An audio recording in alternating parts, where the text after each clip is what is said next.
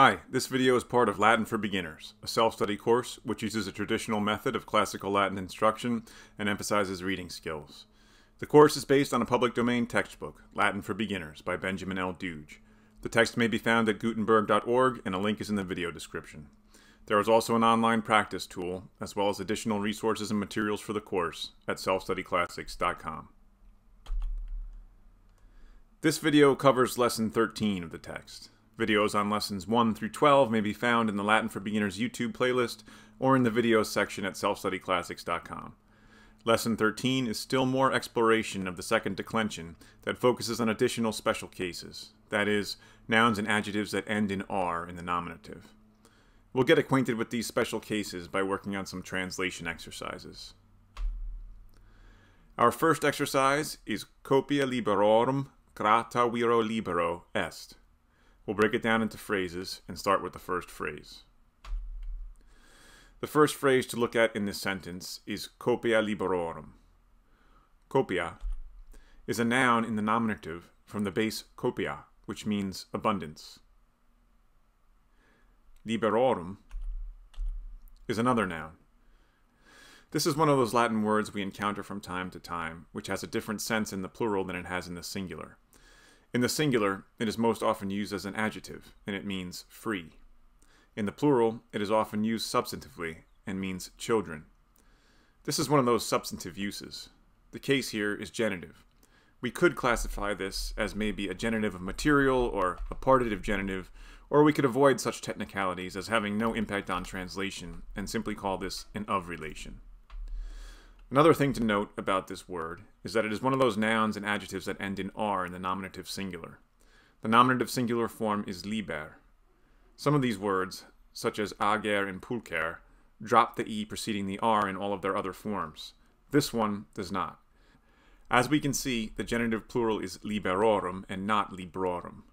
Putting the phrase together, we get an abundance of children. Next up is grata viro libero.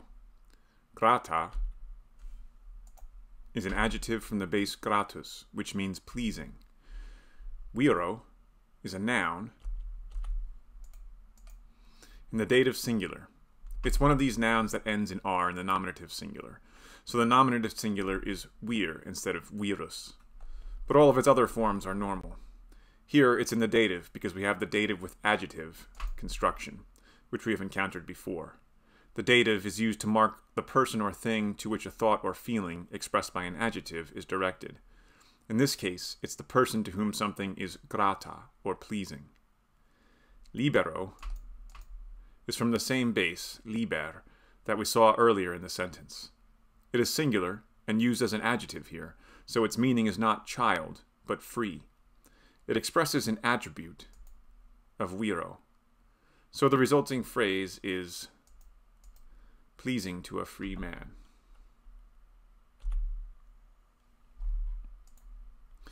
At the end, we have the word est by itself.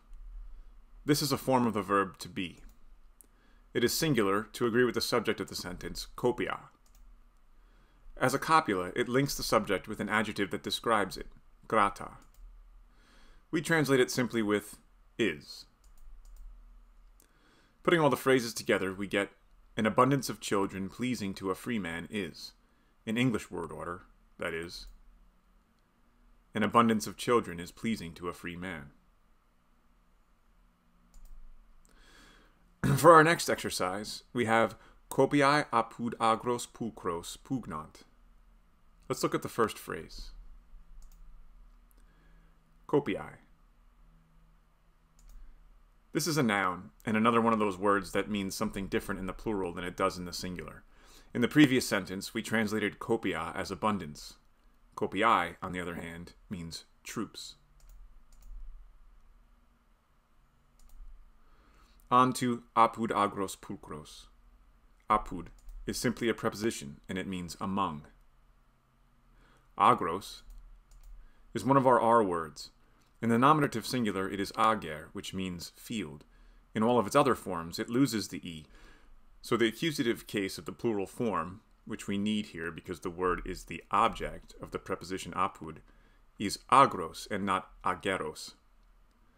Pulchros is another R word, this time an adjective, that behaves like ager. Its nominative singular form is pulcher, which means beautiful, but all the other forms drop the E. Here it is attributive, so it matches agros in gender, case, and number, resulting in pulchros and not pulcheros. For the entire phrase we have among the beautiful fields. At the end here we have pugnant. It is a verb in the plural form to agree with the subject copiae. The base is pugnat, which means fights. So in the plural form we have the option of fight, do fight, or are fighting. I like the sound of are fighting.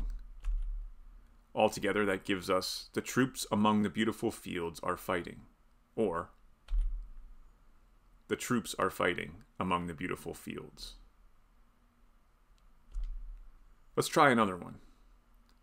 Legionary Tui non cum viris, sed cum pueris bellum parant. First up, we have Legionary Tui.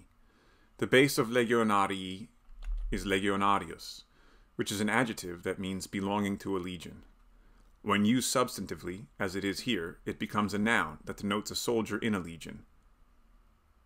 Tui is a possessive adjective from the base tuus, which means your. Here, it is in the nominative plural to agree with legionarii, the noun for which it expresses an attribute. So the phrase is, your legionaries.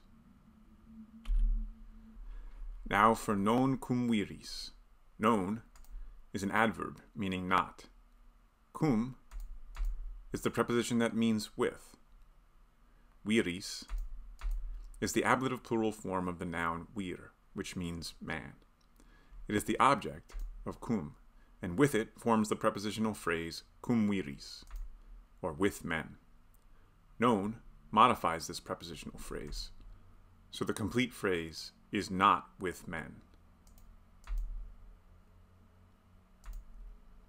Our next phrase is sed cum pueris. Sed is a conjunction meaning but. Cum, again, is a preposition meaning with.